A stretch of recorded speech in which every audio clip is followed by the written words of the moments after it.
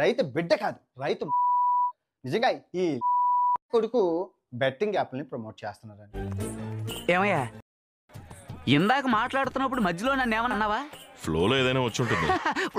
కొన్నిసార్లు బూతులు కూడా వస్తూ ఉంటాయి. ఆడు వెళ్ళిన రోజే నేను చెప్పాను, యాదవా ఎదవన్నారు, యాదవా అని చెప్పానా లేదా? చెప్పా, ఎప్పుడో చెప్పా, స్టార్టింగ్ లో చెప్పా.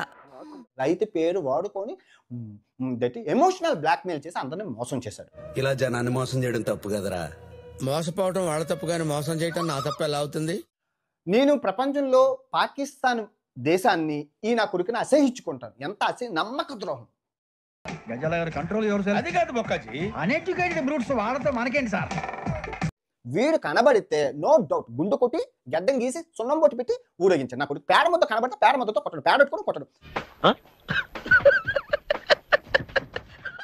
ఇంక ఈ ఇమ్రాన్ చూస్తే ఈ నాంబేషన్ జస్ట్ పందిలాగా ఎదిగాడే తప్ప ఏమీ లేదు, బుర్రలో అంతా డొల్లు.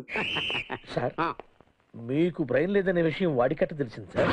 2వ క్లాస్ చదివిన ఆయన ఫేమస్ చేస్తే ఆడు చేపలు అమ్ముకోవడం మానేసి ఈ బెట్టింగ్ యాప్లు ప్రమోట్ చేసి కోట్లకు పడగలెట్టాడు. Radha 550 steel TMT. మహాభారతంలో ఒక్క పేకాట ఆడడం వల్ల కురుక్షేత్రం సంభవించింది. ఒక్క పేకాట ఆడడం వల్ల అన్ని మంది సచ్చారు.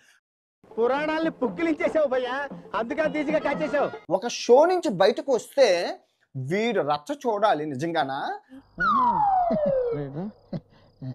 ఇప్పుడు ఈ టాపిక్ అవసరం ఉంటావా?